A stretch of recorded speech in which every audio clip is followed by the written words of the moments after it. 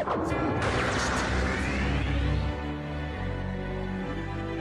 the best ever. I'm the most brutal and vicious and most ruthless champion there's ever been. There's no one can stop me. Lynx is a conqueror. No, I'm Alexander. He's no Alexander. I'm the best ever. I'm the best ever. I'm the best ever. I'm the best ever. Let's start the party. Et bonsoir et bonjour à tous et à toutes et bienvenue pour ce 54e Unscript Wrestling Podcast. On est de retour après je sais pas combien de temps. Je n'ai plus du tout Attends, je t'ai pas activé ton micro. Là, tu peux parler maintenant. Bon, bonjour à Salut tous. Antoine. Salut à tous. Non, depuis un mois. Ouais, parce que je n'ai plus la notion du temps. J'ai l'impression que ça fait 3 mois qu'on n'a pas eu de pleu. Ouais, c'est vrai. Genre vraiment, quand j'ai monté le pod un peu en mode pression, tu vois, en mode vitesse max, un peu en mode Beyblade, j'étais hyper vitesse. Je me suis dit putain, mais c'était quoi le dernier event? C'était Bash ou autre chose? Et non, c'était Bash in Berlin. Pour te dire que ma meilleure sélective a bien fait le boulot. En effet. Comment tu vas? Bah, ça va bien. Ça faisait plaisir. En vrai, tu sais quoi, là, tu vois, vu que t'en parles, je trouve que c'est bien qu'il y ait des longues pauses comme ça fait du bien parce que, quand même, cet été, on a enchaîné pas mal. Ouais. Et bon, malheureusement, il y aura Crown Jewel là dans un mois, même pas. Mais après, voilà, c'est les séries et c'est terminé après, hein. C'est ciao. Moi j'ai une question parce que j'avais vu qu'ils ont mis à la fin de Bad Blood, ils ont mis leur planning des pleux à venir et ils mettent Mhm. Saturday Night Main Event en décembre. Mais de ce que j'ai compris, c'est un event qui est pas diffusé, mais il y aura des caméras. J'ai rien compris à derrière. En fait, ils Bah, le mettent dans les pleux, mais c'est un event plutôt qu'un pleu. non, mais je pense que c'est juste je sais pas, c'est quoi, on pourrait le comparer. Des fois, ils le font une fois par an, c'est comme si c'était un show Madison Square Garden, quoi. Bah, je Euh, pense, hein, parce que en tout cas, il est affiché sur leur oui, non, mais timeline c'est des bon. pleux. Moi, ce serait cool d'avoir un pleu Saturday Night Main Event, ça fait un peu à l'ancienne. Petite report, on a pu voir le Raw post Bad Blood qui a duré 2 heures. Exceptionnel. Je sais pas si tu l'as vu et ton avis dessus. Moi, je trouvais ça Alors, bizarre. le Robbie by 2 heures, ah ben 2 oui, heures, oui, hein. c'est tellement court. Et en fait, le roster qu'ils ont, je me dis. Et surtout, en fait, quand le show s'est fini, j'ai fait putain, déjà. Merde. D'habitude, il y a encore une heure plutôt cool. Là, je fais waouh. Et le contenu du show, ben, 2 heures, tu fais que 5 matchs. Dedans, tu inclus un 10 Women's Tag Team match qui dure 7 minutes. Une Après, horreur. après j'ai envie de te dire, vu la gueule du match, j'avais pas envie de donner plus, quoi. Mais c'est compliqué, quoi. Tu mets 2 title shots, tu mets un match féminin tout le monde s'en bat les couilles, tu mets 2-3 segments, et puis en fait, c'est vite comblé. Et ils ont un roster de baisers, quoi. C'est vraiment dommage qu'Ilja s'est blessé aussi en live event. Ah oui, oui. Bah, le problème, c'est que on va pas se mentir, on l'a toujours dit depuis des années et des années qu'il fallait qu'ils s'y aillent à 2 heures. Le petit problème avec ça, c'est que bon, va falloir qu'ils s'habituent parce que c'était un bon show, hein, le post Bad Blood, il y a pas à dire. Mais j'ai l'impression quand même que ça sent un peu le rush parfois et vu qu'à Raw, il y a un plus gros roster qu'à SmackDown, du coup, ça peut niquer des idées et du temps pour d'autres catcheurs qui en ont pas d'habitude et je sais pas si c'était la meilleure des idées de le redescendre à 2 heures. Là, je pense que tu aurais pu au moins attendre jusqu'à Netflix. Mais bon après, OK. Bah, Heu, c'est surtout que ben, le problème, c'est que là, il te le passe à 2 heures. Mais en fait, ça fait des années que tu fais des drafts plus conséquentes où Raw a plus de pics parce qu'ils ont oui. 3 heures. Donc là, en fait, Mmh. t'as des pics de brand de 3 heures. Sauf que là, tu te retrouves à 2 heures. Après, je suis d'accord pour le coup que ça permet à pas mal de catcheurs de se reposer, hein, comme Rhea Ripley, Damian Priest, Balor, Punk et Drew se sont reposés. Pour le coup, tous les gars qui étaient à Bad Blood se sont bien reposés. Mais le souci, c'est que après 2 heures à Raw, tu peux le faire avec le roster que t'as. Parce que t'as tellement de mauvais catcheurs et de catcheurs peu intéressants que finalement, si tu mets que les bons, Bah oui, tu remplis la carte assez facilement, quoi. Là, t'avais Jey Uso, Xavier Wood, deux très bons catcheurs, mais le match n'était clairement pas bon. Sheamus, Pete Dunne, voilà, juste ces deux names avec une stipu, en plus la stipu de Sheamus. Voilà, quoi, à un moment donné, le match, il peut que être bon. Gunther, Sami Zayn, voilà, le match peut être excellent. Et puis au milieu, tu mets du catch féminin, parce que sinon les gens ils vont se plaindre et qu'ils vont dire ah, Triple H il est misogyne avec son gros pif, tu vois. Donc à un moment donné, voilà. Donc il est obligé de mettre un peu de catch féminin. Et puis bon, Liv Morgan au repos, Rhea Ripley au repos. Voilà. Puis on a vu cette connasse, on en reparlera après, mais oh mon dieu, au secours. Au secours. Ouais, Et sinon, la news principale, c'était Paro qui passe à 2h, mais surtout SmackDown qui passe à 3h en janvier. À partir de janvier. 3 heures de SmackDown, donc va falloir peut-être refaire une draft entre temps. Parce que SmackDown sur 3 heures, avec l'état du roster qu'on a, ça va ouais. être loin. On va se faire chier, hein. Bah, c'est la seule bonne nouvelle, c'est que du coup, tu plein de talents, qui pourront, émerger, mais la mauvaise nouvelle, c'est pour nous spectateurs. Heu, Sachant que Raw va repasser à 3 heures, hein, du coup, sous Netflix. Ah, c'est Hem, prévu 3 heures sur Netflix? il me semble, hein, je crois, hein. En tout cas, je sais que ça va pas rester 2 heures pendant longtemps, ça c'est sûr. Je crois jusqu'à la fin d'année, c'est sûr, c'est 2 heures, mais après Raw, ça passe à 3 heures. Putain, donc on Du est coup, sur 2 heures, et dès janvier, bam 3 heures, 3 heures. ça va être infernal, hein, Ouah, ça va être vraiment, long. hein. C'est dur parce que tout le monde a une vie, hein, et tu peux Moi, pas enfin, SmackDown, 2 heures, c'était largement suffisant. Le samedi matin, hop là, petit déjeuner. Tu regardes voilà. ton SmackDown, c'est réglé, hop là. 3 heures, ouah. Bah, en gros, ça rajoute, parce que quand on regarde en replay, forcément, on regarde jamais en direct. Quand tu regardes en replay, ça rajoute 40 minutes, quoi, à peu près, et parce que tu as 20 minutes de pub, en vrai. Donc c'est chiant, quoi. Après, on verra bien sur la longueur, mais moi, je le prends pas comme une bonne nouvelle, en tout cas. Je suis d'accord avec toi. Moi, je suis pas vraiment pour que SmackDown passe à 3 heures. SmackDown n'est jamais passé à 3 heures depuis sa Bah, bien sûr. création. Ça a commencé avec 1 heure de show, puis 2 heures. C'est jamais passé à 3 heures parce que SmackDown c'est considéré comme un show B. Sauf que là, du coup, vu qu'il repasse sur USA Network qui est le network le originel de la VVE, puisque c'est eux qui ont fait le premier passage télévisé de cette compagnie dans les années 80, 90. Du coup, donc c'est l'authentique. Mais passer à 3 heures, je suis pas sûr surtout un vendredi, je suis pas sûr que ce soit la bonne idée, quoi. Vraiment pas sûr. Bah, Et autre ouais. information, sauf si t'as un truc à rajouter. Oui, juste, du coup, vu que maintenant les pay-per-view, enfin les pleux, c'est plus le dimanche, et le samedi, tu peux enchaîner du coup attends, je te fais juste le week-end, hein. Le WrestleMania, le prochain WrestleMania, Oh putain. tu lundi Raw pendant 3 heures, mardi NXT pendant 2 heures, mercredi, t'as rien. Jeudi, normalement, Non, t'as mercredi, rien. t'as Speed. Ah oui, Speed, bon, voilà.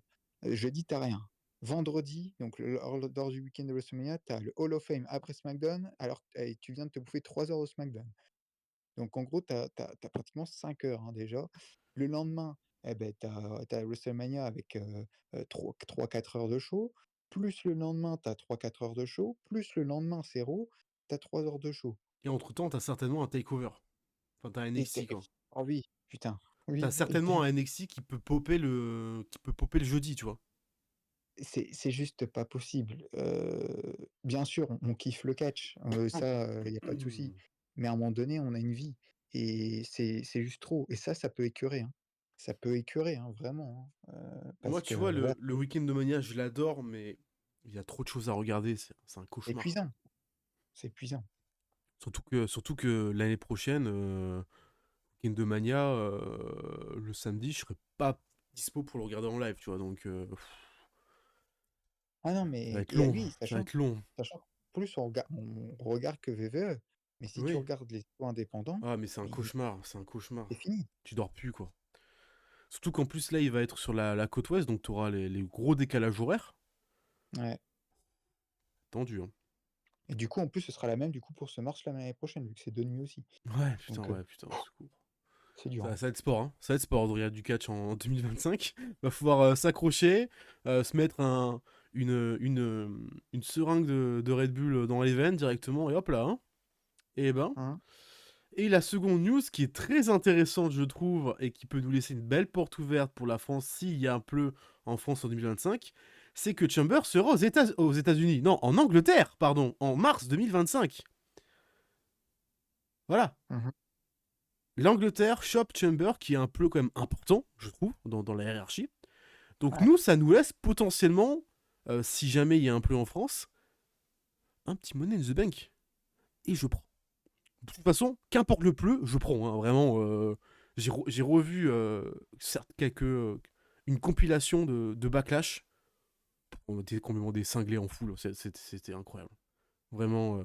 Donc imagine dans une salle avec encore plus de fous qui gueulent encore plus fort. Ça peut être exceptionnel. Exceptionnel. Donc Chamber Ouais. en Angleterre, t'en penses quoi?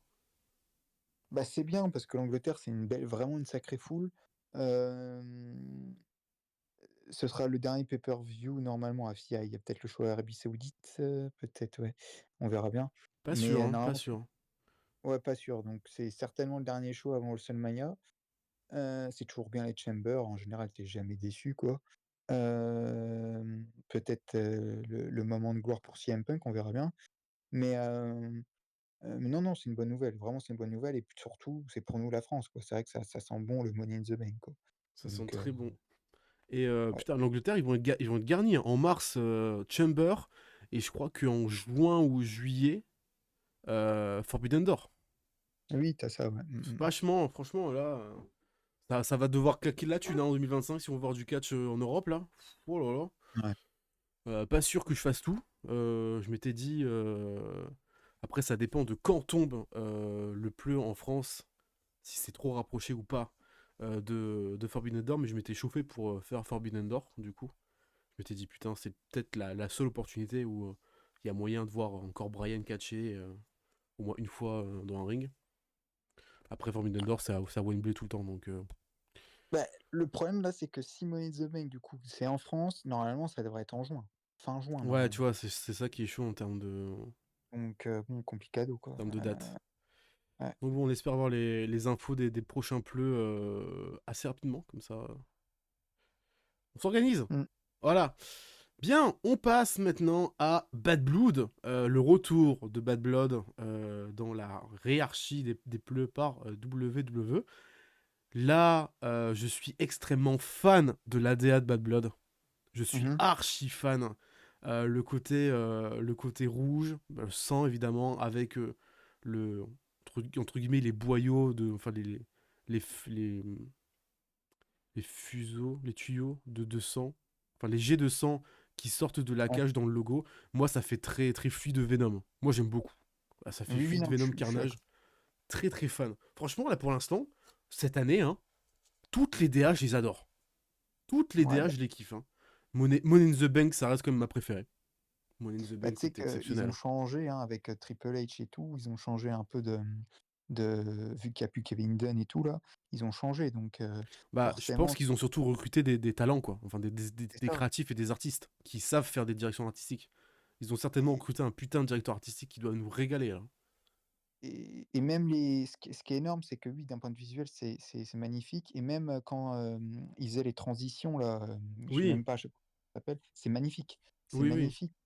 Et d'ailleurs à SmackDown aussi, à SmackDown, la DA elle est La magnifique, hein. DA, oui, j'en ai pas parlé, je dois en parler avec le visuel, mais la nouvelle DA de SmackDown, c'est exceptionnel. C'est beaucoup plus sport, du coup. Ça Ouais. ressemble beaucoup plus à du sport.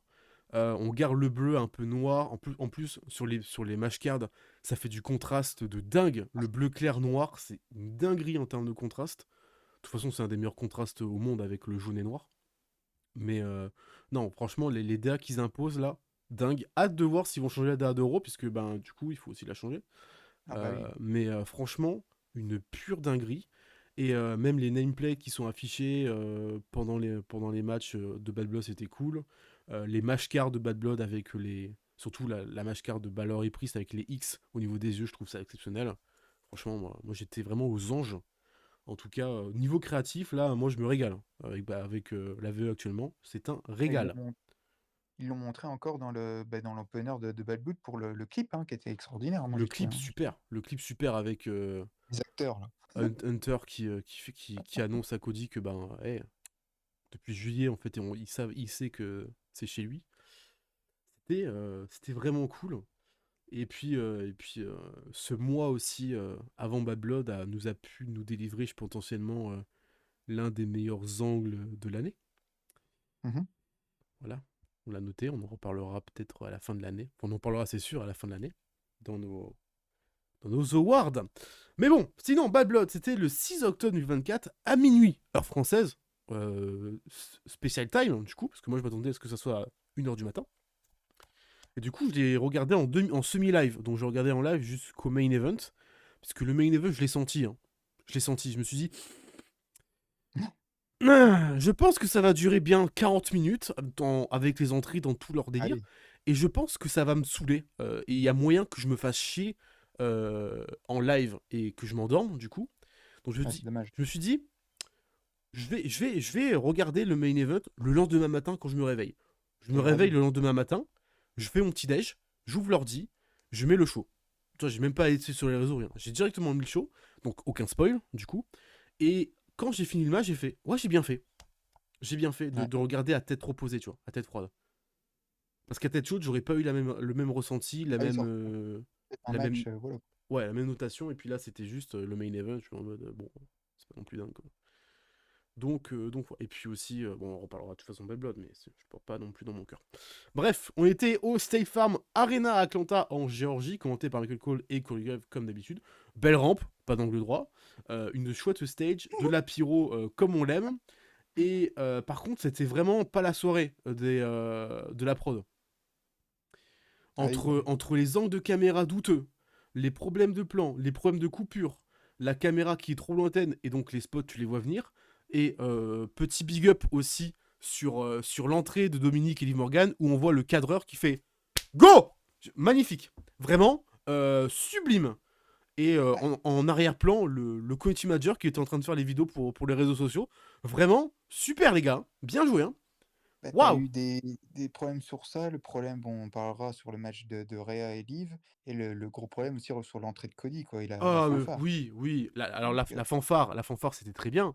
Mais le début du thème qui est mis 2 fois d'affilée, je suis en mode, oh les gars, non. et le pet qui pète pas en plus, enfin, qui pète au mauvais moment. Genre, Cody, il rentre, d'habitude, il y a la fumée, il rentre au boom. Et il n'y a pas ça non plus, donc aïe, aïe, aïe, terrible. Enfin bref, vas-y, parlons du magnifique opener Du avec les magnifique hosts opener, même Naomi. si avant le magnifique opener, on va rappeler qu'il y avait une VIP lounge où il y avait les autres, donc du coup, je savais même pas qu'il y avait les autres, de ce Bad Blood qui était donc Naomi, Bianca et Jade Cargill pour mon plus grand plaisir, du coup. Je suis en mode putain, mais qu'est-ce qu'elle fout là encore, ces trois poufs, mais finalement, On se voilà. Et puis il y avait Diuso aussi qui était là, je me suis dit, oh Diuso, qu'est-ce qu'il fout là? Bah dis donc, oh Jay, c'est peut-être pour mignon. le main event, on se disait. C'est mignon, bah, je me suis dit carrément pour le main event. Bon, évidemment, on en parlera plus tard. Du coup, on ouvre le show avec un opener qui était clairement prévu pour être le main event, mais a été changé pour être l'opener au dernier moment, parce que, à ce qui paraît, ce seraient les réactions qui étaient moins importantes que le main event, mais on sait bien que le main event a été le main event parce qu'il y avait un monsieur qui était présent. Bah oui, Voilà, bah bien. c'est clairement pour ça. Drew McIntyre, CM Punk, ANSL match, petite stat, 0-3 pour McIntyre avant ce match en ASL. Je suis en Ouais. mode, oh putain, ça pue. En plus, il te montre la stat, je suis en mode, ouais, ok, d'accord. C'est pas anodin de montrer une stat pareille. Et ben putain, Demain, quel match! ah bah oui, oui, oui. Oh moi, je m'attendais vraiment à un match qui dure, tu vois, 20-22 minutes où on se fait un peu chier avec quelques spots, mais sans plus avoir de spots intéressants. Et ben putain, c'était dingue. C'était dingue entre le Claymore Kick, le gros coup de boîte à outils dans la gueule de Drew qui pisse le sang. J'ai eu une bonne interrogation sur le sang dans ce match-là. Bon, Punk, c'est une capsule, Bah clair et bien sûr. net, parce qu'il n'y a pas de traces. Par contre, Drew, Ah non. Ah la non. blessure au-dessus du crâne et l'arrière du crâne où ça pisse le sang, putain, il est pas les mains mortes sur le coup de boîte à outils dans le visage. Franchement, j'ai fait, oh là là, mon dieu. Pas grave. il a dû revoir après. 16 agrafes 16 sur la tête. agrafes. Waouh. Ouais. Au moins, il a donné son corps pour le divertissement, du coup. Super. Moi, franchement, le combat est incroyable. Il y a énormément de spots. La souplesse à travers la table depuis l'apron de Drew McIntyre, elle est juste splendide. Elle est magnifique. Portée à la perfection. Le white nose sur l'escalier, enfin, tous les spots sont plus importants les uns que les autres. L'Anaconda Vise, qui est porté avec en plus la clamolette pour encore plus impacter la blessure ouverte de Drew McIntyre. Drew qui va lui demander vraiment un temps mort et de s'excuser avant de lui porter un low blow dévastateur. Franchement, le low blow est exceptionnel. Et il va nous ramener, je me suis dit qu'il va nous ramener quoi, des punaises, du barbelé, enfin bref. Il nous ramène des perles, donc les perles des bracelets de CM Punk. Je me dis, oh là là, c'est léger, hein, Drew, c'est léger. Je t'ai connu quand même plus agressif. Euh, Derrière, il va lui mettre des perles sur le visage, puis un Claymore, mais il se fait esquiver et il se pète le coccyx littéralement sur l'escalier.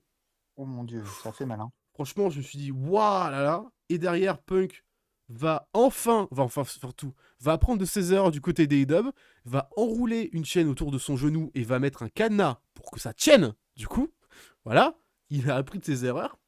Derrière, il met un tas de perles dans la bouche de McIntyre avant de porter un GTS qui sera le troisième GTS de la soirée, puisque le premier a été porté mais il avait roulé, le deuxième il s'était dégagé. Et le troisième pour la victoire de CM Punk en 31 minutes 23. On a un CM Punk très heureux qui célèbre de partout et un McIntyre quasiment en pleurs. C'est un Ouais. message très fort du coup, le côté un peu pleur de McIntyre. Mais le combat, vraiment, je m'attendais pas à une telle violence, une telle brutalité. Et pour finir l'histoire, c'est une fin parfaite. Malheureusement, le heel ne gagne jamais les fins d'histoire, c'est bien dommage. Mais le match est juste grandiose. Bah, tu sais, on avait eu, enfin pas cette crainte, parce qu'en concrètement, ça aurait été, on l'a vu à Raw, il est apparu hein, finalement, Seth Rollins, mais on s'était dit, euh, pourquoi pas, certainement que Rollins va intervenir. Et pourquoi pas faire gagner du coup Drew. Finalement, non, pas du tout. Et c'est cool qu'ils ont fait en fait un match clean, en fait, hein. Je veux dire, il n'y a pas de triche ou quoi, même s'il y a eu un énorme low blow. D'ailleurs, c'était très bien cette séquence-là, j'ai trouvé, où tu as Drew qui est en sang et qui supplie de Punk de pas le taper avec je sais plus quoi, la clé à molette, je crois, Oui, tout à fait. et il lui fait un low blow. Mais non, non, mais le match est fantastique. Pour moi, c'est le match de l'année, hein, Vincent. Ah ouais. Euh, chez VVE, forcément, je regarde que VVE. Oui, oui, pour moi, c'est le match de l'année. Je te le dis tout de suite, ma note, c'est 4,75. Ouais. Euh, Ah ouais. Ah oui, non, mais c'est l'une des meilleures notes que j'ai mis de tout depuis le Ah, début je de m'attendais l'émission. pas à celle-là par contre. Ah Ah si, ouais. si. Et moi, je me suis régalé. Je me suis régalé. C'est extraordinaire. T'as dit tous les spots à peu près, hein. Euh, D'ailleurs, pour une fois que le public chante enfin un thème, le thème de Punk, ils ont un peu chanté au début. Donc, Euh, tu mets ce match devant oui, le Sheamus Gunter à Raw. ouais, Tu mets ce devant. match devant Reigns Cody à Mania. Ah oui, oui. Ouais. Ah oui. Ah Non, ouais. mais d'ailleurs, je peux me le dire, hein, je pense qu'on n'aura pas mieux. Ce sera le match de l'année pour moi dans cette fin d'année, hein. Enfin, quand on Waouh. fera le pod. Euh... je m'attendais pas à ça. Parce Ok. qu'en fait, pour moi, tu as tout, parce que on l'a un peu, on l'a défendu, nous deux, un peu cette rivalité. C'est vrai que bon, le match à Bashing Berlin n'est pas incroyable, mais la rivalité est bonne. Ils s'en mettent plein la gueule.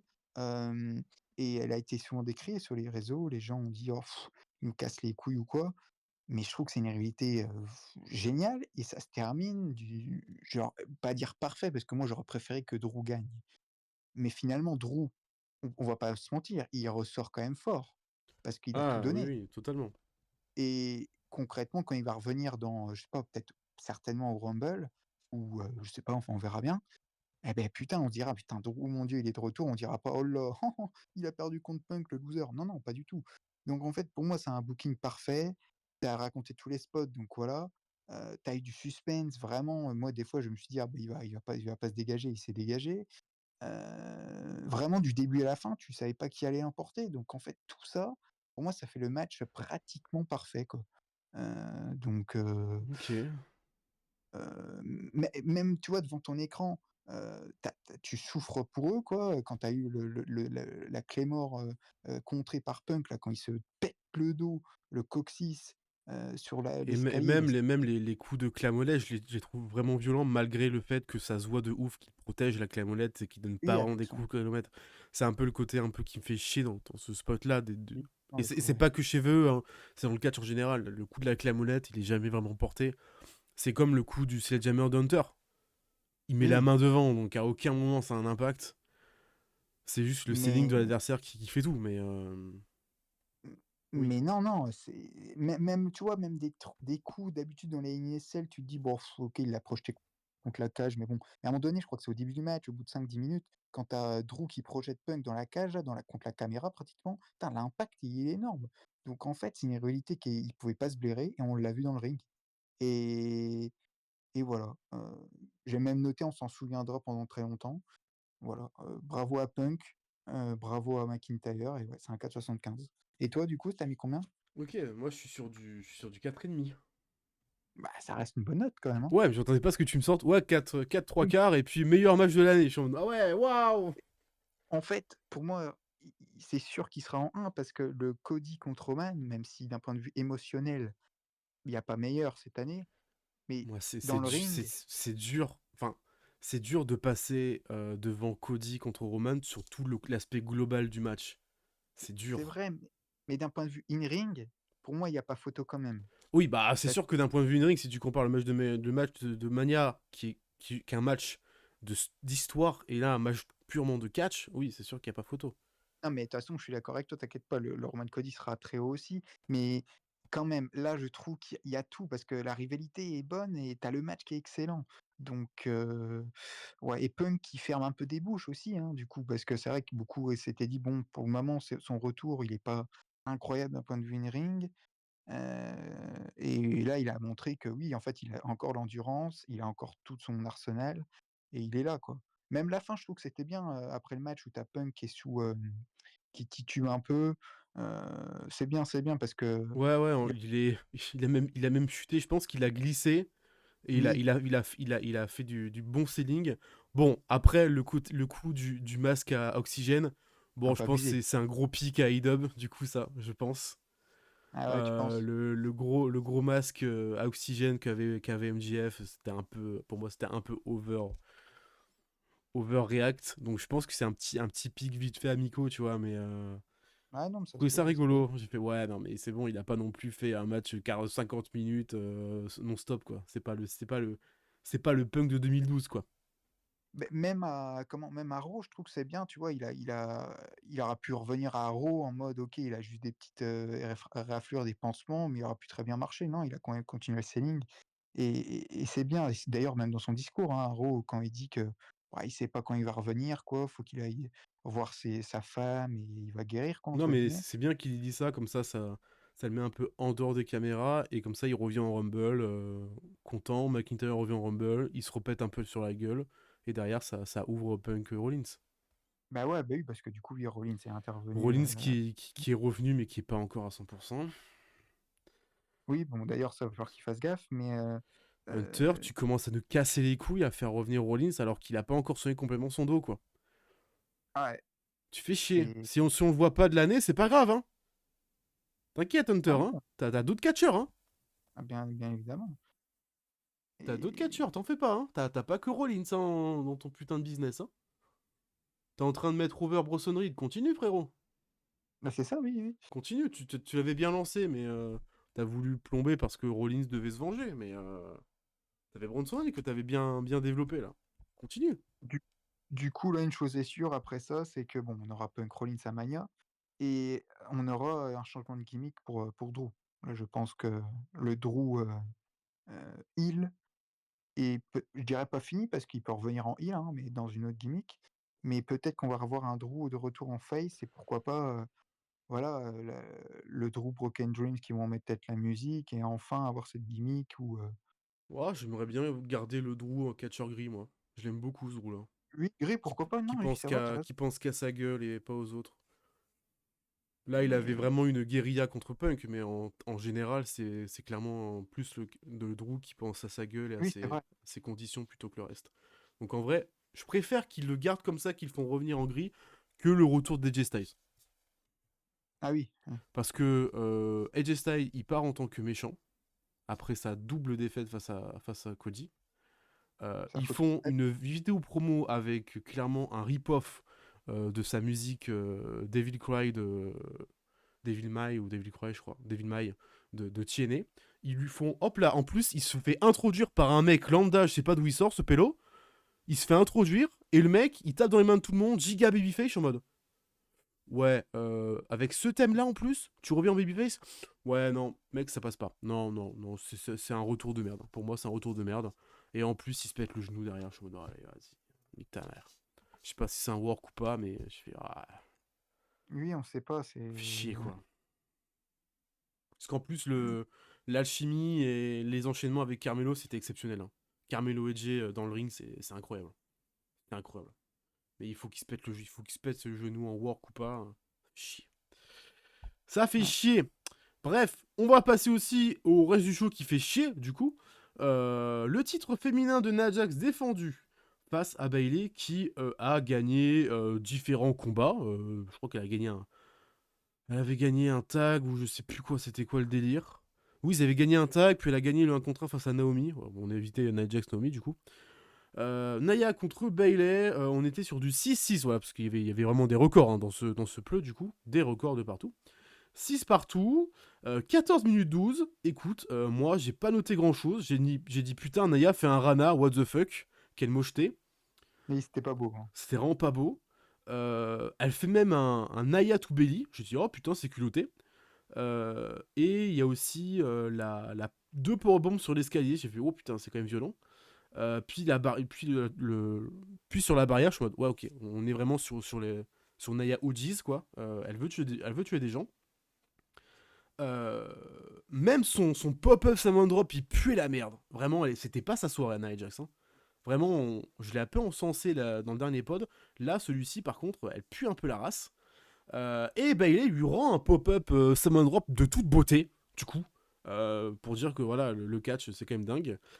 Et malheureusement, notre arbitre qui était présente se fait écraser par Nia Jax, la pauvre. Bon, elle a attendu le spot, du coup, mais elle s'est fait écraser.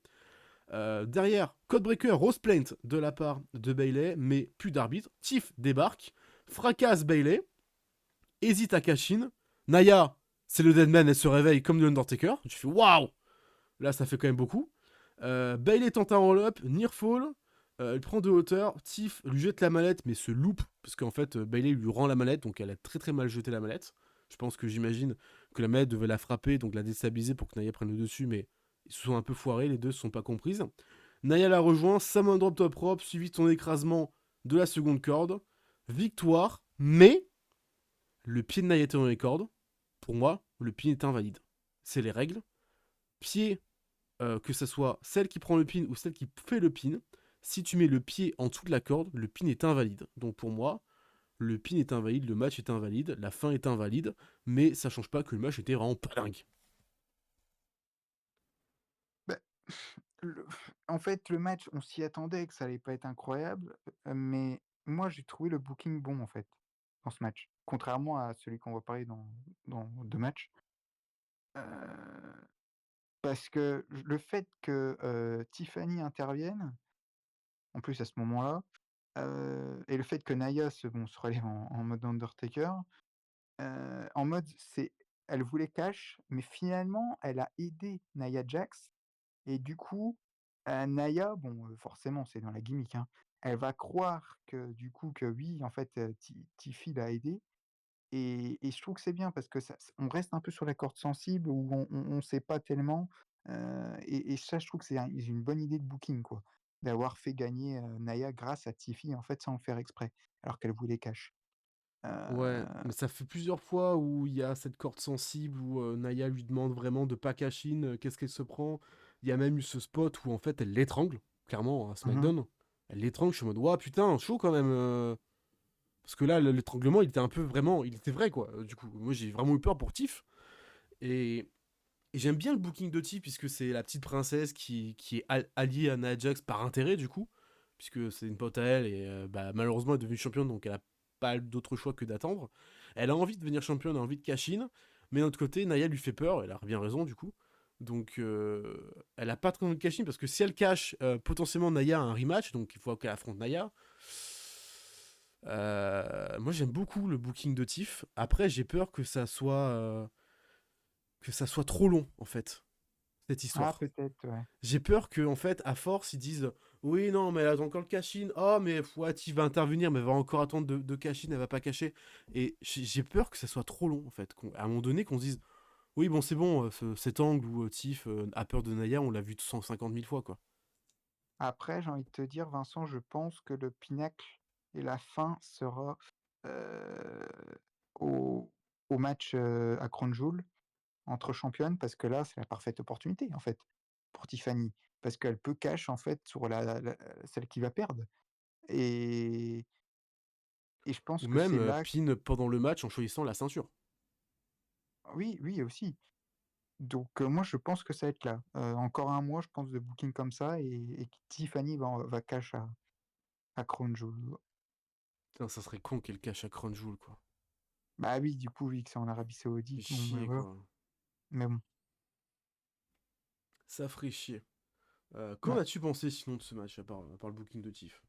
Lui, oui, bien sûr, bah, je t'ai trouvé peut-être un petit peu dur quand même, parce que, bon, c'est sûr que la Rana, bon, je crois qu'ils étaient pas obligés de le faire, hein. Elle sait pas le faire, Naya, donc voilà.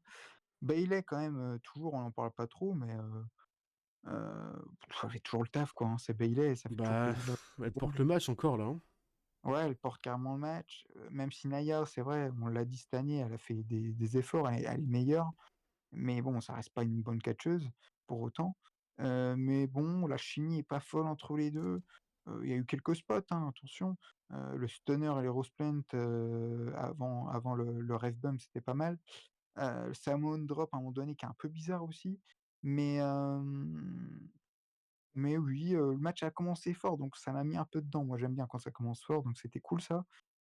Mais moi, je sais pas, j'ai mis 3,5, hein, quand même, hein, parce que le booking, moi, m'a fait kiffer. Moi, je suis Voilà. sur du 3. 3, ouais, non, mais ok, ok. Je suis pas déçu, parce que c'était ce que j'attendais, mais ouais, Ce c'est sur qui, la longueur. ce qui était bien à la fin, c'est que du coup, bon, on se disait, bon, ok, Tiffany, finalement, elle va pas réussir son cash-in, mais quand il y a eu le petit paquet là de Bailey, j'y ai un petit peu cru, moi. Oui, oui, Je me c'est dis, vrai. oh, C'est putain, vrai que elle va le faire, quoi. c'était un peu le moment où je me suis dit, ah, peut-être que oui, peut-être que non. Et Donc voilà. ça a été non pour le coup. Mais ouais, oui, il y a eu ce petit côté un peu en mode, oh, pourquoi pas. Ouais. Pourquoi pas. Avant de passer au match suivant, on a eu la petite promo pour SummerSlam 2025. Deux nuits, MetLife Stadium, 2 et 3 août. MetLife Stadium à SummerSlam. Dinguerie, hein. Dinguerie Ouais. de mettre le MetLife Stadium sur 2 nuits. Le prix, putain, de la location de l'arène, mon dieu. Oh là là. Ouais, The Rock, du coup. SummerSlam. oui. The Euh, Rock. c'est Cardi B d'ailleurs, hein, qui fait la promo, hein, quand même, n'empêche, Oui, Cardi B. c'est vrai, Cardi B. Déjà, Bianca Belair qui a Cardi B dans son téléphone, c'est exceptionnel. Ouais. C'est exceptionnel. Euh, non, non, mais en vrai, c'est fort comme promo, mais après, qu'on aime ou qu'on n'aime pas Cardi B, ça reste une superstar planétaire, et c'est une très bonne promo. Voilà, on en a déjà parlé, je crois, lors du dernier pod, donc 2 nuits, bon, ouais, voilà. Mais ouais. Bah, Exactement. la dernière fois que c'était au MetLife, c'était à WrestleMania 35, hein, donc Ouais. Exactement. Et t'étais là. ouais. Et j'y T'y étais étais. pour la retraite de Kurt. Et oui. T'étais là. T'y étais. Mais nous aussi, on y était. C'était au match Damien Priest contre Finn Balor devant notre télévision. Alors, comment dire? J'attendais beaucoup de ce match. Finn Balor, Damien Mhm. Priest. La guerre des deux bros, surtout la promo pour résumer toute l'histoire qui est entre les deux. Ils ont formé la deuxième version du Judgment Day. C'est Priest qui l'a introduit dans le Judgment Day qui a fait sortir Edge. C'est lui qui l'a aidé. Ils ont souvent été ensemble, champions par équipe, ils l'ont aidé. Et Balor qui rappelle à chaque fois que je t'ai couvert, je t'ai couvert, je t'ai couvert. Et toi, quand j'avais besoin de toi pour devenir champion du monde face à Rollins, tu as fait tout capoter. Donc tu es le problème. Tu étais le problème du coup. Et là, en plus, on a la continuité des 2 matchs du Judgment Day. Donc je me dis, putain, faut faire attention au booking, les gars. Faut faire attention au booking. Dans l'histoire, parce que j'ai bien suivi l'histoire. Euh, si on suit le booking de la storyline complet, Balor et Liv Morgan ne doivent pas voir le jour dans leurs combats respectifs. Le match se lance. Balor voit le jour. Je suis en mode, bah en fait, c'est pas logique. Puisqu'en fait, pendant 3 semaines, tu nous mets Damien Priest, qui gère Balor, Dominique, Carlito et Didi tout seul. Tout seul, vraiment, Mhm. il les gère à lui tout seul. Bon, après, il se fait un peu péter la gueule parce qu'en 4v1, c'est comme chaud. Mais il les gère tout seul. Et là, Balor le domine sans vraiment trop poser de problème, quoi. Il lui prend un peu dessus, même si, heureusement, il n'y a pas 100% de domination. Et puis, c'est un peu un 60-40 pour Damien, du coup. Mais heureusement qu'il domine en légère partie. Mais Balor, je l'ai vu beaucoup plus dominer, alors que dans la logique des faits, si on suit l'histoire complète et l'histoire du booking qu'il doit avoir dans ce match-là, Balor, il a trop de domination pour ma part. Ensuite, bon, tu as évidemment, quand ça va mal, le Judgment Day qui arrive, Carlito, JD qui se pointe, ça distrait Damien Priest qui vire JD, mise pendant kick de team, Sling Blade, coup de grâce, dégagement. Je suis en mode, oula, ok, pas mal, dégagement et tout. Excusez-moi. Ensuite, il chope JD, il le balance sur Kaito par-dessus sur le troisième corps. Je me dis, waouh, incroyable. Et là, je me dis, là, ils auraient dû finir. Puisque Balor se porte 2 coups de grâce dans la nuque de Priest. Et je me dis, là, en fait, il faut que ça s'arrête. Parce que Balor l'a déjà porté. Et Balor a déjà gagné dessus. Et Priest se relève 2 fois. Enfin, une première fois, je comprends. La deuxième fois, je comprends pas du tout. Je suis en mode, ok, d'accord, ok.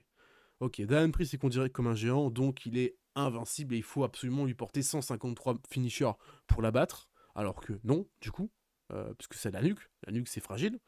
Et bah, Balor tente un troisième, il se fait choper en Soul of Even, pardon.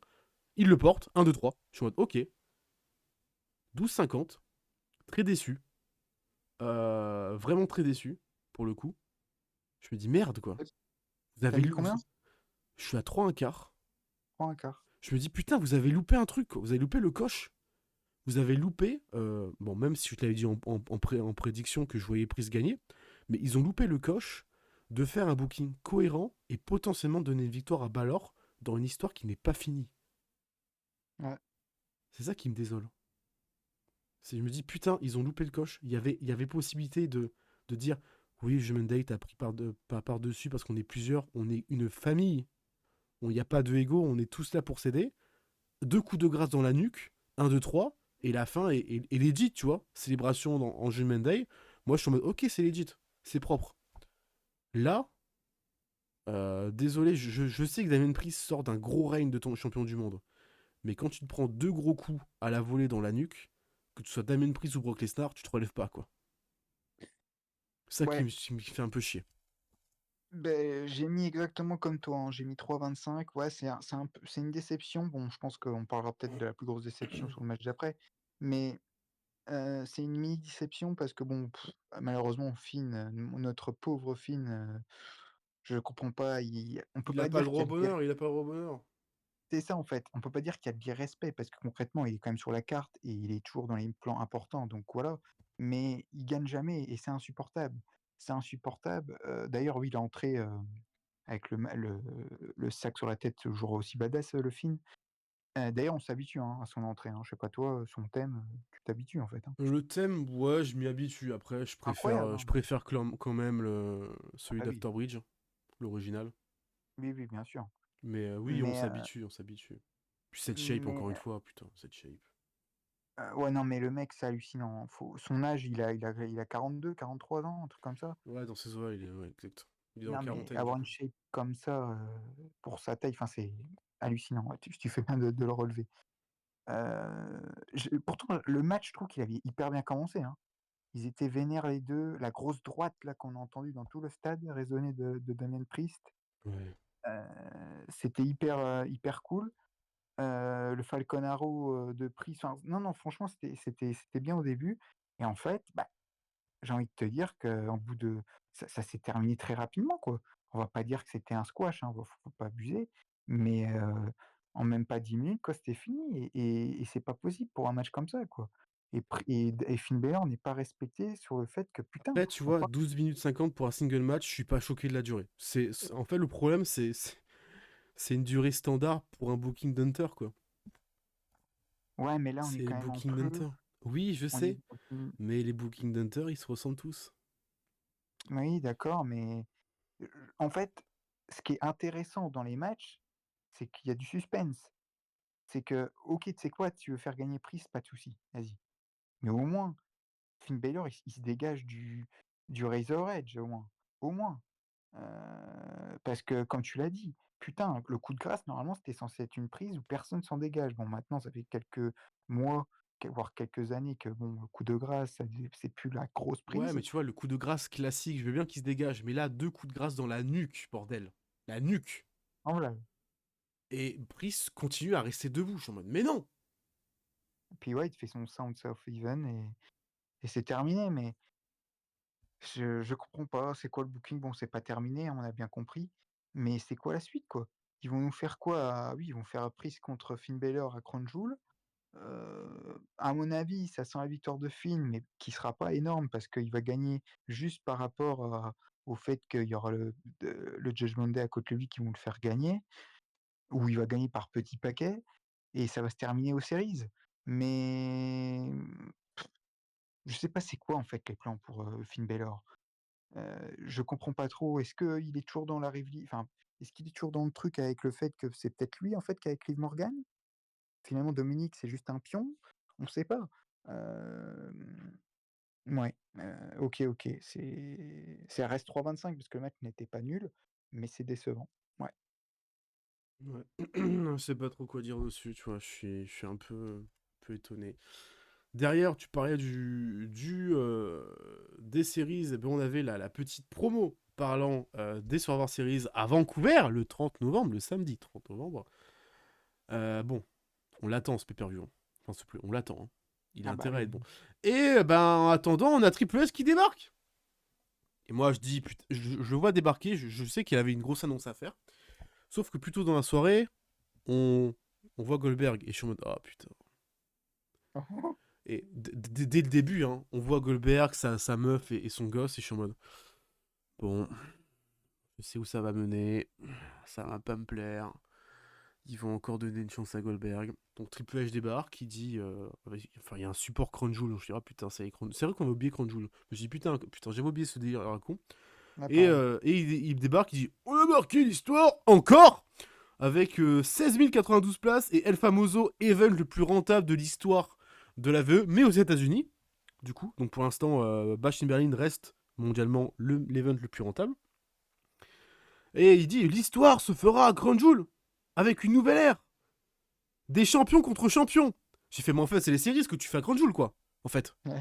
En fait, tu fais l'original, enfin, l'origine des séries à Crown Jewel, et tu nous fous un wargame aux séries. T'es vraiment un petit connard, en fait, Hunter, avec ton gros pif, là. Vraiment, j'ai vraiment forcé dessus, mais t'es vraiment un connard. Il fait, il y aura une nouvelle ceinture. Les championnes contre championnes, et les hommes contre les hommes. Les titres seront pas en jeu, mais le gagnant aura la ceinture. Et il découvre la ceinture, je suis en mode, oh là là, c'est quoi cette chose? Je vois la ceinture, je fais, oh putain, que c'est pas beau. Que c'est pas beau. Moi, j'aime Elle est pas. grosse. J'ai les grosses, mais elle sert à rien, quoi. Elle sert à rien. Et Gunter, il débarque, il fait, ah, c'est sympa, hein. Ah, c'est sympa, Hunter, hein. Mais pas la peine d'avoir un trophée. T'as déjà ton Gunther, le meilleur champion de ta compagnie.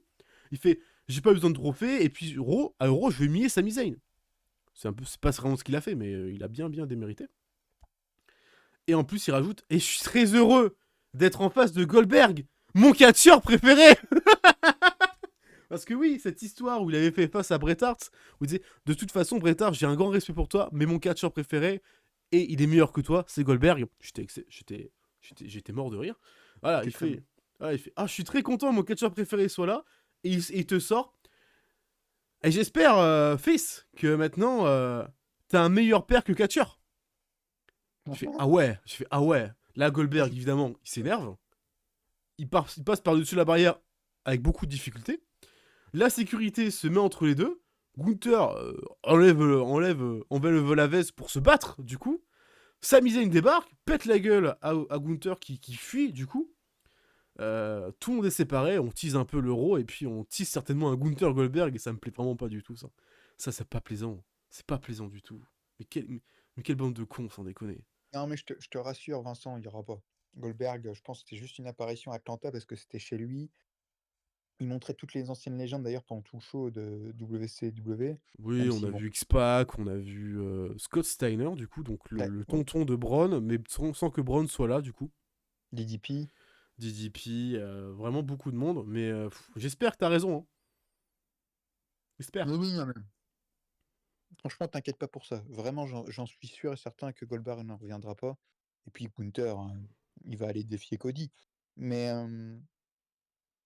le segment enfin, est très marrant grâce à Gunther. Mais sinon, l'annonce, vraiment, moi, ça m'a mis un coup au moral parce que j'étais très heureux. Je me dis, ah, le prochain show, on va l'attendre comme un fou, ça va être les séries, enfin les Wargames. Et Et bam, finalement, le 2 ou 3 oh, novembre, je crois, bam, le Crown oh, Jewel. oh là là là, ils me Quel font enfer. chier. Donc déjà, t'as 2 matchs de prévus. Donc logiquement, est-ce que t'as un champion contre champion US Inter aussi? Oh, Ou pas? Parce que pour non, l'instant, c'est prévu que pour études majeures. Pas pour... non, Donc le non, je titre pense pas. Inter, le titre US, ils seront défendus. Il y aura quoi? Il y aura quoi comme carte? Il y aura quoi comme 5 matchs? Parce que t'as déjà... Donc t'as 3 matchs encore à faire. Il Non, y aura parce que quoi? Bah du ils coup, vont mettre, il y aura le Prise Ballor 2. oui, il y aura Prince Baylor, mais non, non, je pense que c'est juste pour les deux titres majeurs. Il y aura pas de ceinture, en fait, c'est juste pour avoir la ceinture, hein. Mais en fait, tu vas pas au fond de ton concept. Tu fais champion contre champion, mais ça se limite au champion du monde. Non, Ouais. non, ça fonctionne pas comme ça, Hunter. Tu fais champion contre champion, champion par équipe contre champion par équipe, champion mineur contre champion mineur, champion du monde contre champion du monde, champion féminin contre champion féminine. Là, ok, tu vas au bout de ton concept, tu vas au bout finalement du concept des séries. Mais là, si tu Peut-être, fais juste les champions du monde, non. peut-être qu'ils vont nous mettre LA Knight contre Andrade contre Carmelo Hayes à. Oh. Bah, ça peut être un super match, le Oui, triple. oui, ça peut être très très bien, mais ça fait à peu près 3 mois que ça existe, quoi.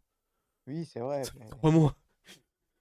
Euh, mais ouais, on verra la carte. Mais de toute façon, Crown Jewel, bon voilà quoi, on dort. Mais oui, c'est dommage parce que vraiment, bon, la hype, elle sera toujours présente hein, pour les Wargames. Mais vraiment, on était content, on se disait putain, ok, bon, c'est bien, on a un peu de repos là pendant un mois et demi. Et on va terminer l'année par un show extraordinaire. On fait chier, Crown Jewel est entre les deux, quoi. Mais ouais. Alors,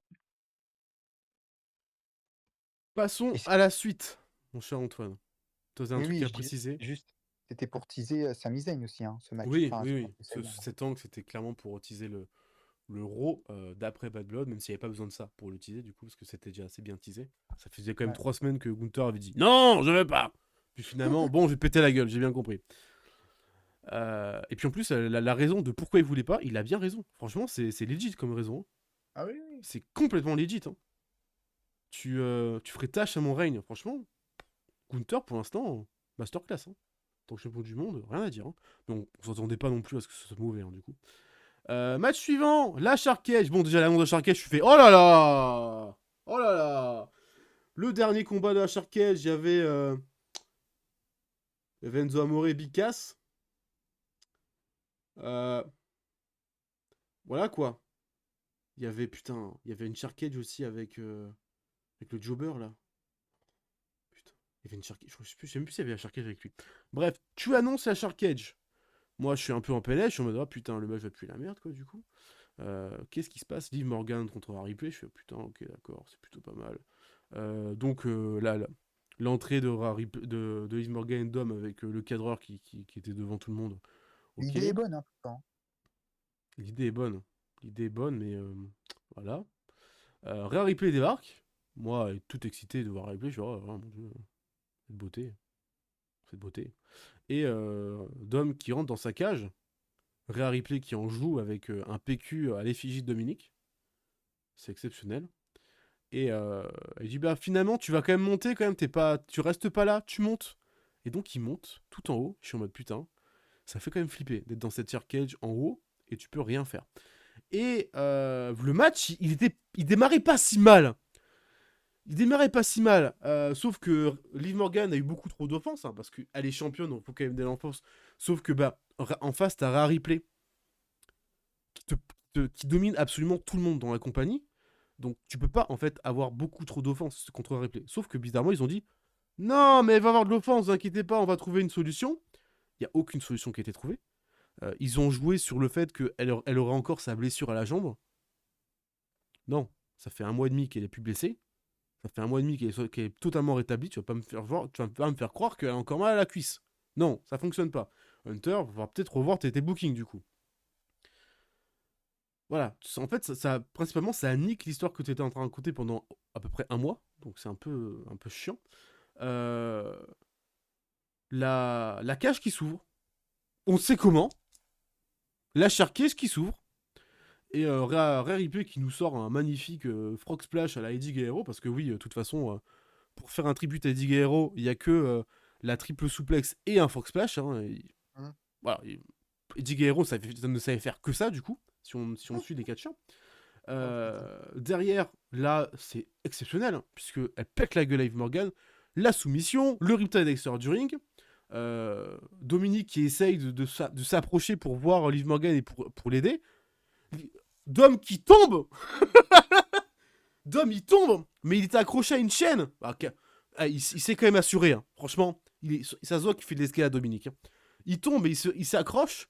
Ripley, aucune émotion. Et je suis en mode, putain, il a failli crever, quoi, quand même. C'est plutôt dingue. C'était dangereux. Ouais. C'était putain de dangereux. Mais c'est un Mysterio, hein. Ils sont dangereux, les Mysterio. Et, et l'arbitre, ultra compatissant, quand même. Ripley lui dit, tu ne comptes pas pendant 1 minute. J'ai un truc à régler. L'arbitre, il fait, ok. Non, il y a des règles, connard. Il y a des règles. Tu vas pas dire, bon d'accord, je vais pas te compter sur du ring. Il y a des règles dans un match de catch. C'est pas les catcheurs qui vont décider les règles. On n'est pas chez WCW. Ouais. À un moment donné. Et donc Ripley, elle prend un Kendo-stick et puis Dominique, c'est une piñata, hein, voilà, on va te dire, c'est une piñata. Et il la frappe. Enfin, elle le frappe dans tous les sens. L'arbitre descend quand même du ring. Raquel le pousse. Raquel pousse l'arbitre et dégomme Ripley, je ne sais pas d'où elle sort.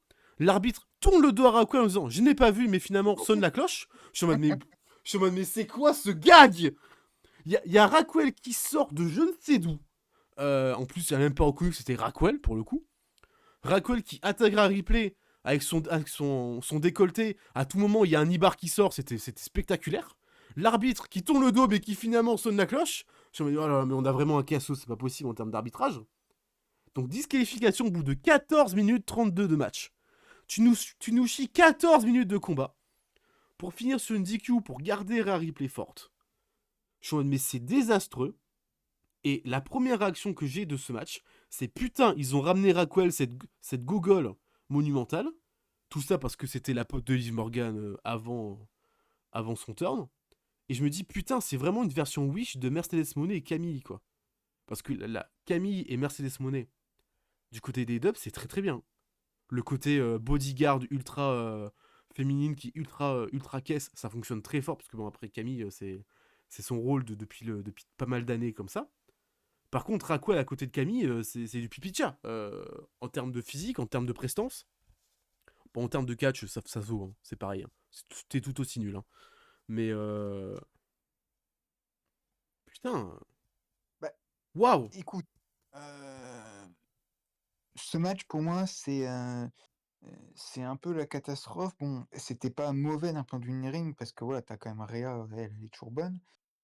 Même si je trouve que cette année, il y a eu un petit peu un coup de moins bien par rapport aux autres années, je trouve, d'un point de vue in-ring. Je sais pas pourquoi, mais bon, après, ça peut arriver, hein. Liv Morgan, bon, elle est pas nulle, hein. Elle est ni bonne non plus. Elle est moyenne, elle sait faire des bonnes choses, hein, elle a des bons moves en tout cas. Mais bon, ça reste quand même compliqué parfois. C'est pour ça que des fois, tu vois, je te le dis souvent, hein, mais moi, j'ai vraiment du mal des fois à me mettre dans le match quand je sais que c'est impossible. Genre Liv Morgan, elle peut pas battre Rhea concrètement. On est Heu, d'accord. Tu vois, c'est comme si tu mets Strowman contre, comment, j'allais dire Kalisto moi, merde, comment il s'appelle? Dragon Lee. Bon, bah, tu sais que c'est impossible que Dragon Lee gagne. Donc bon, c'est tout. Heu, j'ai trouvé un peu Rhea un peu concon finalement dans le booking parce qu'en mode elle pouvait gagner, hein.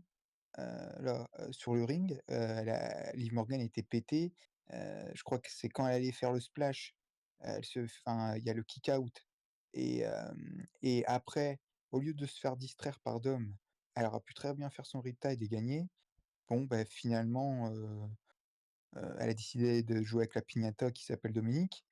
Je trouve ça, c'était un peu con, heu, mais bon, c'est tout, et la fin, bon, bah, je pense que c'est la faute de Raquel, hein, parce que c'est certes, là, tu dis la production, elle n'a pas été bonne dans cette soirée, c'est vrai, mais si Raquel aussi, elle aurait, pas cassé les couilles, elle aurait bien fait son travail, déjà, elle aurait pas cassé les couilles à l'arbitre et l'arbitre aurait pu très bien, ne pas la voir et ça aurait été, mieux joué.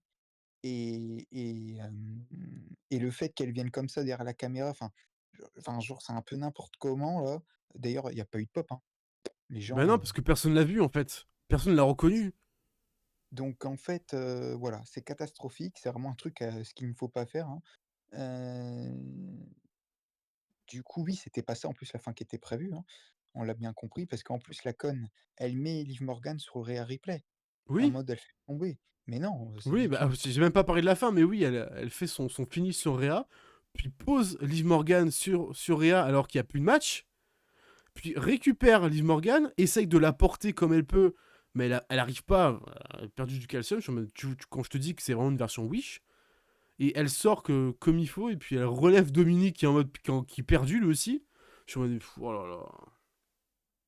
Et Oro en plus, on lui demande, vous êtes dans le Judgment Day? Et oh elle là. part en mode pas de réponse. Je suis en mode oui, ok, en fait, c'est juste un bodyguard quoi. Enfin, c'est le but d'un Ouais, mais bodyguard s'il répond pas. en plus, ça lui va pas du tout cette gimmick, enfin, sans manquer de respect à la fan de Braun Strowman, je trouve que ça, elle n'a pas de charisme. Elle n'a pas de charisme pour être face, elle n'a pas de charisme pour être une méchante. Donc Bah, c'est trop ce compliqué truc, pour c'est que, Raquel. en fait, elle était bien en face. Pour le coup, elle était bien en face. C'était très limité, mais elle était bien.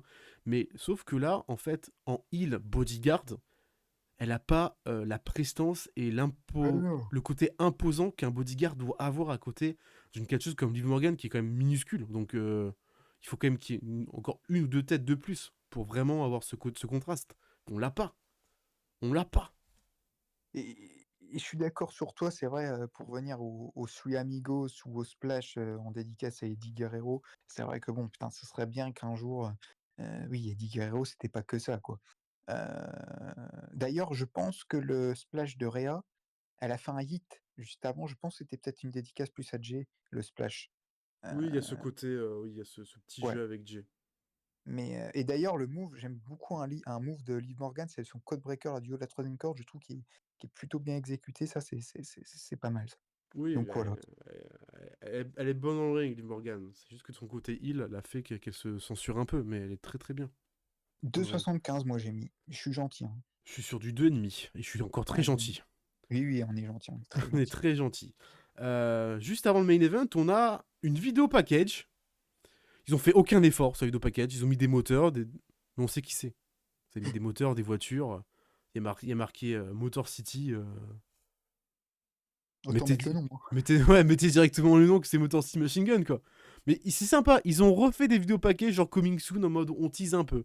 C'est sympa. Mais la prochaine fois, mettez le nom, quoi. Parce que Motor City, bon, en 2024, les gens qui sont pas informés que Motor City Machine Gun a signé du côté de VE, et en 2024, que quelqu'un ne connaisse pas Motor City Machine Gun, moyen. On n'est pas en 2005, quoi. Donc, Oui, mais non, mais c'est cool ça va faire du bien un peu la division par équipe, de SmackDown, j'imagine. bon, Hem, des deux, parce qu'il y a plus de division par équipe, hein. oui, c'est vrai, c'est Des vrai. deux côtés, hein. Et encore, ceux qui défendent le plus leur ceinture, c'est la Bloodline, hein. Oui, Balor et ouais. Pri, Balor et Gigi. On a trop de choses à foutre que de défendre nos ceintures par équipe, hein. Donc ils vont arriver en face Ouais, je pense, ouais. et ouais, je pense que ça le public va bien kiffer et je pense qu'ils vont avoir rapidement, le Bah, titre. ils vont surtout mettre un step et un fossé à tout le reste de la division par équipe, surtout. Mmh. C'est pas le Motor Machine Gun qu'on avait en 2012-2014 parce qu'ils ont pas le même cardio, ils ont pas le même âge, mais c'est encore très très bon, hein.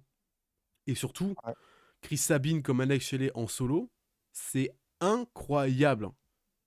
On ouais. parle beaucoup de Motor Machine Gun en équipe, mais en solo, Alex Shelley, c'est quand même du champion du monde. Chris Sabin, c'est Mhm. du champion du monde et c'est du champion X-Division chacun de leur côté. Hein. C'est exceptionnel en single aussi. Hein. Donc C'est fou attention. n'empêche, hein. Chris Sabine chez VVE, Bah, jamais Chris on me. Sabin, Moi, Alex Shelley, si un jour on m'avait dit ça, c'est un truc de fou, hein. franchement, Ouais. moi je suis très hype. Et on passe au main event, le match par équipe. La Bloodline, Solo Sikoa et Jacob Fatou. Je me suis bien ambiancé encore une fois sur le thème de Solo Sikoa à chaque fois, hein, comme d'hab. Hein. Il est trop bien son thème, putain. Ouais, c'est dommage que Catcher pue la merde, quoi. Oui. Et suivi de Cody ou de Roman? De Roman? Non, Cody. Non, Cody, Cody, arrête. Cody. Roman, c'est pas la grosse. Cody qui débarque avec la fanfare. Fanfare qui était très très bien. Super. Oui. Pas fanfare, la bandasse, excusez-moi, c'est aussi une bandasse. Au sud-ouest, on dit la bandasse. La bandasse qui était en train d'interpréter le thème, qui était très très bien, coup de trompette et tout. Le côté fake, fake du thème de Cody qui foire, c'est pas grave, quelques problèmes techniques, encore une fois. Cody débarque, grosse pop, etc. Roman débarque avec une chorale exceptionnelle. J'étais en mode, ah vas-y. Moi, franchement, j'y ai cru, hein.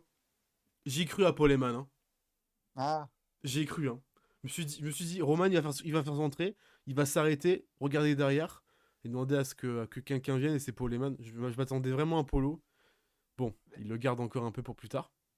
Ouais. Parce que Polo, il est de retour. On l'a vu, il est bien là, il est bien de retour. Roman, exceptionnel. Est-ce qu'on peut en parler de la shape de Roman, quand même? non, mais le mec, il est sec, là, il est. Oh là La là là. shape de bâtard, quand même. J'étais en mode, putain, mais en fait, le mec, pendant 8 mois, il a rien lâché, hein. Il Ben, a continué sa bouffe et ses exos, là. et on voit ses abdos parce que d'habitude, on voit le titre, souvent. Ouais. Ça fait bizarre, hein, de le voir sans titre, hein, d'ailleurs. Hein. Ça fait très très bizarre d'être juste Mm. introduit en tant que OTC. Ouais.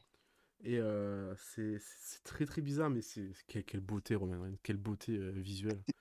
C'est pour ça que l'entrée de Cody, en fait, certes, la fanfare, c'était marrant, mais. Enfin, c'était bien même, mais quant à l'entrée de Roman juste après, avec les les violons et tout, bon, ça fait l'entrée de Cody après la fanfare, ça fait en mode, bon, ok, c'était mes rigolos, maintenant, passons au boss, quoi. Voilà, Et passons au vrai cacheur, du coup. c'est ça, tu vois. Donc, ouais, c'était incroyable l'entrée, ouais. Les entrées étaient dingues, et on peut s'arrêter là, du coup. Oui. Puisque, ben, en fait, je vais mettre un gros défaut du match. Et c'est un gros défaut du booking Triple H de la Bloodline. C'est que tu mettes Cody Rhodes, Roman Reigns, les Street Profits, DIY, ta grand-mère et ta mère en fauteuil, c'est le même putain de booking. La Ouais. Bloodline domine, les faces se reviennent, qu'importe l'équipe en face, ils reviennent, mais se refont dominer, puis intervention, puis fin du match. C'est le même putain de booking à chaque fois. Vous prenez le match de la Bloodline contre Owens Orton, il y a 2 SmackDown, c'est un putain de copier-coller. Et vraiment, j'ai clairement pas noté grand chose. J'ai mis, Jacob Fatou qui arrête le spear, top Rob Moonsault ou sauce splash de Solo, mais Cody casse le pin. Je fais, oh putain, incroyable. Puis ensuite, Jacob veut péter la gueule à Cody, mais Cody le compte, super kick. Puis Jacob se projette et il se percute contre une barrière, mais Jacob il est fou donc il se relève. Puis on ne sait comment, mais Cody lui pète la gueule avec une chaise. J'ai fait ok, il y a peu de disqualification, tout va bien, allez. Bah ouais, c'est un Bloodline Russe, on vous a pas prévenu? Bah non, on m'a pas prévenu du coup. Et Cody, gros splash en faisant un petit signe à Solo Sikoa en mode on se retrouve plus tard, ou à Roman Reigns, je sais plus. Et gros splash de la troisième corde à travers la table des commentateurs, donc les deux sont out pour le reste du match. Solo contre Roman, je me dis putain, c'est quand même une dinguerie, il est censé se faire péter le cul. Mais attention, on s'arrête pas là, puisque les gods, ils arrivent pour distraire notre ami Roman Reigns. Spear de Solo, qui était pas dégueu. Dégagement de Roman Reigns. Solo qui gueule sur Roman et qui dit « Je vais t'enculer avec mon gros poing », voilà. Et il y a un mec masqué qui arrive, je fais « Ah, quand même, c'est pas trop tôt quand même !» Et je savais qui c'était. On le savait tous. On l'attendait depuis 1 mois et demi. Et déjà, les gods, ils comprennent rien aux informations de Solo Sikoa. Solo Sikoa, pendant 5 minutes, fait « Retournez-vous !» Et les mecs, ils font « Quoi ?» Donc voilà. Donc, après, il faut bien comprendre. Hein. Tamatonga, il a 2 de culs dans la tête. Et Tangaloa, il en a qu'un. Donc à un moment donné, voilà quoi, c'est un peu compliqué. T'as un Tonga, il bégaye. Donc lui demander de réfléchir et de comprendre des signes militaires, c'est un peu compliqué. Et pourtant, les guerriers sauf Destiny, ils étaient habitués aux signes militaires. Il y avait eu ce running gag où Tangaloa a gagné avec l'échelle là, lors du SmackDown d'avant, où tout le monde Oui, dit pas oui, casser la gueule. oui. Ou en fait, il monte sur l'échelle totalement et je suis en mode putain, il va tomber, il va clairement tomber. Et à tout moment, j'attends la chute. Et on voit qu'il se tient et qu'il est pas serein sur l'échelle. Ça On le aurait été voit. marrant. Et je suis en mode oh putain, mais il va vraiment se péter la gueule. Et il lâche la corde. Et il se remet sur l'échelle. Je fais bravo, champion. Bien joué, mec. T'es pas tombé, franchement, c'est un miracle. T'es pas mort encore aussi, c'est aussi un miracle. Et bah, Jimmy, parce que c'est Jimmy, on va dire les choses, il a le temps de se déshabiller tranquillement, de mettre 2 super kicks au God parce qu'ils ont aucune résistance. Solo Sikoa, il est un peu perplexe. Il se retourne, Spear, 1, 2, 3, victoire de Roman Reigns et Cody Rhodes. Merci Jimmy d'être là en plus. Il porte le t-shirt d'Alliance pour Roman avec He's not the one. Et Roman est un peu subjugué. Enfin, il est en mode, il est un peu par terre. Il fait quoi? Qu'est-ce qui se passe? Jimmy l'aide à se relever. Et il fait allez, un câlin. Le giga hug, la giga pop, évidemment. Moi, très Ouais. heureux. En plus, Jimmy en fin de retour, ça me fait plaisir. Et surtout, Jimmy, fidèle. Fidèle à la Non. famille. Très très fidèle. Voilà, c'est bien. Cody se relève avec beaucoup de difficultés. Euh, les deux se regardent sans se parler. Comme d'hab, j'ai envie de te dire. Parce qu'il a dit no more world. Enfin, no world need, je crois. Enfin, c'était leur, euh, leur façon de parler avant le combat. Et Reigns, Jimmy s'en aille. Évidemment, la Bloodline continue d'attaquer Cody parce que l'histoire, ça vient continuer jusqu'à Mania. Faut pas déconner. Reigns et Jimmy sont en mode putain, bon. Bon, ok, on y va. Et il retourne en gros babyface pour sauver Cody. Il vire la Bloodline. Enfin, il vire, j'ai mis entre guillemets, les mauvais catcheurs. Reigns récupère la ceinture. La donne à Cody. Cody la soulève. Et là, on a le final boss qui débarque. Et là, je me dis, oh putain de merde. Le final boss qui se pointe avec sa ceinture. Il reste sur la stage. Il regarde Cody. Il regarde Reigns. Il fait son petit œil un peu bizarre en mode quoi? Les sourcils là. Ouais. Sourcil. Il fait le signe du 1 à la façon de Solo Sikoa. Je l'ai cramé direct. Hein. Il le fait à la façon de Solo Sikoa. Il fait 2, il fait 3 et ensuite il met les doigts au niveau de la glotte. Ce qui veut dire que c'est un signe de je te coupe la tête. Hein. Mhm. En termes pas catchess, mais en termes général, quand tu fais ce signe-là, c'est en mode on fait tomber la tête ou on coupe la tête. Donc, moi, j'ai plus clairement de doute sur l'histoire qui va avoir entre The Rock et Roman Reigns. Je pense que The Rock n'a pas kiffé que Roman se mette aux côtés de l'homme avec qui il a affronté il y a 8 mois, du coup. Et surtout que The Rock est de retour, et il l'a dit, il est de retour pour le titre de Cody Rhodes. Mais pitié, dis-moi que t'as regardé le live Insta. J'ai, en autre, regardé 2-3 clips du live Insta. J'ai explosé de rire sur ah, regardez, lui là, ce Rhodes, je l'aime énormément. Mais son fils de pute de fils, Ah je fais oui. waouh. Non, non. Mais vraiment, je te conseille d'aller regarder. Je crois que ça dure 8 minutes. C'est sur encore, je crois que c'est sur son Twitter ou sur son Insta. C'était non, c'était très très bien. Il est très très fort. Et puis le show se finit avec bon, en montant comme ça aussi quoi. C'est dans le plan. C'est non ta gueule. C'est pas dans le plan Solo. Arrête. T'as perdu. Arrête de vouloir tout ramener à ta gueule, à ta blue line. Y a pas de plan. Non, c'est The Rock le plan. C'est pas toi qui a prévu que The Rock est dans le plan. Arrête. Voilà. Donc j'ai quand même hâte du Wargame. Mais une fin de show en demi-teinte. Clairement. Bah, demi-teinte parce que c'est sûr que le match, bah voilà, on s'y attendait un peu quoi. C'était vraiment lent.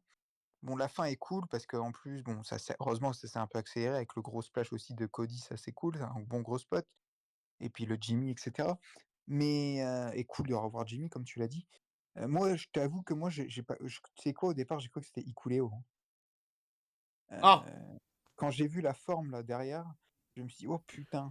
Non, non, mais Ikuleo, il est pas. Il est signé, mais il est. Ils ont Et pas encore fait la tenue. Il est pas. Et, Non. Il est pas assez mauvais encore. et du coup, bon, ça va, j'étais content, finalement, c'était Jimmy. Le gros câlin, c'était trop cool, vraiment, qu'il fasse ça avec Roman. C'est Et rigolo Roman qui n'en revenait pas. que Jimmy soit là, qu'il fasse ce gros câlin et que Jay était en haut en fait. Lui, en plus, oui, C'est c'est assez vrai que. drôle que Jay n'est pas. Oui. Jay laisse la famille dans la merde du coup. C'est Mais on va intriguant. voir en plus avec Sami Zayn, bon, voilà, on le dit, hein, il a perdu contre Gunther à Raw. Est-ce que là, maintenant, c'est le moment, quoi, hein, Sami, Jay, C'est de intriguant. rejoindre Papa Roman, quoi, hein. Euh, mais on verra ça. Mais comment? Mais le match, voilà, moi j'ai bien sûr pris le segment d'après avec The Rock, j'ai mis 3,5 moi en tout, hein, pour englober. Je sais pas combien t'as mis toi? Je suis à 3,5 aussi. Ouais, on est d'accord. Je t'avoue que moi j'avais noté là, juste avant, je m'étais dit, avant de regarder le match, peut-être une intervention de Randy Orton et de Kevin Owens. Bon, Kevin Owens, on va en parlait là juste après, mais je croyais vraiment une Ouais, on intervention parlait de là. Kevin Owens, mais je comprends pas encore Kevin Owens. Finalement, non, pas d'intervention, OK, très bien. Hem Et du coup, Cody quand même qui est dans une mauvaise situation, hein, parce que tu as beaucoup de gens qui ne comprennent pas en fait, hein, pourquoi il s'est associé à Roman. On a vu Sami là qui lui en voulait un petit peu là, hein, à Raw là, quand ils se sont vus avec Cody. Mais Tu Owens bien sûr, c'est logique que tout le monde lui en veuille, bien sûr, pour le bien coup. sûr. Même The Rock lui en veut, du coup. Puisque, Mmh. en fait, pendant 2 ans, t'as une histoire avec Roman Reigns. Et, euh, et là, parce que Solo a demandé un tag match contre Roman et Cody, que Cody voulait pas à la base, il dit c'est pas mes affaires, mais que c'est une alliance commune contre un adversaire commun, euh, et que tous ses potes se disent mais tu peux pas t'allier à Roman Reigns avec le mec avec qui tu t'es pas foutu sur la gueule pendant 2 ans. Kevin Owens, on peut le comprendre, hein. Ah Sami bah Zayn moi l'a je comprends. trahi il y a 3 ans. Sami Zayn a pardonné à Jey Uso, qui a été avec Roman Reigns, et lui, il l'a pas accepté. Pour ça qu'il s'est barré à SmackDown. Et là, son pote à SmackDown, avec qui il a tout fait, il se met avec Roman Reigns. Tu m'étonnes que le mec, il pète un câble. Et ce que je comprends pas, encore une fois, c'est l'angle de Kevin Owens mis sur les réseaux sociaux. Un angle filmé par les fans. C'est même pas Ouais. un angle fait par les caméras de la veuve, parce qu'il n'y avait pas de caméra, du coup. Et surtout, c'est la réponse de Hunter 2 jours après l'événement. C'est-à-dire qu'en fait, on voit Owens et Cody parler devant le bus, où ça se chauffe un peu. Owens pousse Cody, Cody il est un peu en mode mec, arrête, il reprend sa ceinture, et Owens, tu pètes la gueule. Owens, tu pètes la gueule, et dans les coups qu'il donne, bah, les coups, pour moi, ils sont vachement vrais, du coup. Mais je suis en mode, what the fuck, parce que même les deux sont des vrais potes, hein. Donc je me dis, putain, me dis pas que c'est un problème où ils se sont vraiment engueulés et là ils se sont bagarrés pour de vrai. Il y a une intervention de la sécurité et plein de choses. Et t'as Hunter, 2 jours après, qui te dit on est au courant de l'événement, l'altercation entre Owens et Rhodes. On règle le problème en interne. Je suis en mode oh putain, qu'est-ce que c'est que cette merde. Cody en plus Moi, qui se ramène à Raw avec un putain de pansement sur la gueule. Je suis en mode waouh. non, mais je pense très clairement que c'est bien sûr de la storyline. Bah j'espère Et que c'est un work parce que si c'est pas un work, non, non, bah non, parce que déjà, je pense que si, admettons, ce serait à la CM Punk version AEW, t'inquiète pas, je pense pas que Triple H aurait tweeté 2 jours après déjà. Et Je puis pense que je vois mal Owens, qui est le gars le plus non plus, adorable du business, péter non la plus. gueule à quelqu'un gratuitement, quoi. Non, mais après, moi, tu vois, j'ai bien aimé ce genre de choses parce que ça rajoute encore plus dans l'histoire et ça rajoute un côté imprévisible et ça montre que, Oui, ouais, Owens, en oui, fait, je ça, suis il a. d'accord, mais ce qui me fait chier, c'est qu'ils ont fait le turn d'Owens hors caméra. Ah, oui, c'est vrai, pour ça, oui, c'est chiant. Le turn d'Owens que j'attends depuis 1 mois et demi, ils l'ont fait hors caméra. Oui, c'est vrai, c'est vrai. Il va peut-être avoir des répercussions à SmackDown, peut-être qu'il va pas apparaître, peut-être qu'on va en parler, peut-être que Cody va demander à ce qu'il vienne, peut-être que si. Mais pour ma part, le turn a été fait hors caméra. Mais imagine, attends, là, parce que je pensais à un truc. Imagine, Justin, imagine que c'était un plan qui était tourné, qu'il y avait une caméra un peu cachée, que c'était un plan tourné et qu'il voulait dévoiler les images à SmackDown, mais qu'il y avait un fan qui a cassé les Ils étaient couilles, pas il tout l'avait seuls, pas ils étaient vu. plusieurs, hein. Il y a plusieurs angles de Et, caméra, hein. ouais, mais est-ce que du coup, c'est à cause de quelques fans qui ont filmé, qu'on peut-être niqué les plans? et qui voulait en Mais fait faire le turn après, j'ai envie filmé. de te dire, si tu veux faire un plan comme ça, bien filmé et le dévoiler quelques jours plus tard lors d'un SmackDown, tu le fais en coulisses. Tu le fais dans une zone où Ouais, le public ne peut pas être. Parce que là, tu le fais dans le parking où les fans oui, se mettent autour du parking et au-dessus de l'entrée du parking pour filmer, photographier et dire bonjour aux superstars quand ils arrivent au show. C'est un truc qui est classique aux ok. États-Unis. Donc si tu veux vraiment stabiliser ton angle et faire un truc vraiment un peu en interne sans que personne le cherche, tu prends un endroit bien protégé ou surtout au pire tu mets des barrières un peu plus loin pour empêcher tout le monde de venir et tu mets une sécurité surtout. Non, mais c'est vrai, c'est vrai. Tu fais attention. Enfin, pour moi c'est une façon de voir les choses, mais tu tu prévois ton angle et tu fais en sorte que personne ne filme et personne ne fuite. Mais là, ils ont laissé les fans, enfin, ils ont fait aucune protection, quoi. Du coup, ouais, je sais pas ça va être quoi la suite. Du coup, c'est intriguant, hein, n'empêche. Mais aussi, du coup, ben, Orton, on sait pas. Parce que bon, c'était quand même le pote à Orton, hein, Owens. Ouais, Orton, Euh, aucune nouvelle, on sait pas, hein. Peut-être qu'il est en bon, il train y de a te... NXT là où on tourne, là, il a NXT, il affronte Jevon Evans là. Ouais, Mais gros match, ça va être un super combat, ça. ouais, mais mais oui, pour The Rock, bah, c'était génial, vraiment, on s'y attendait un petit peu parce que en plus, bon, on savait que c'était le main event, du coup, on se dit: «Ouh là, ça sent quelque chose» et en plus, il était à Atlanta, pour un truc, universitaire, donc voilà.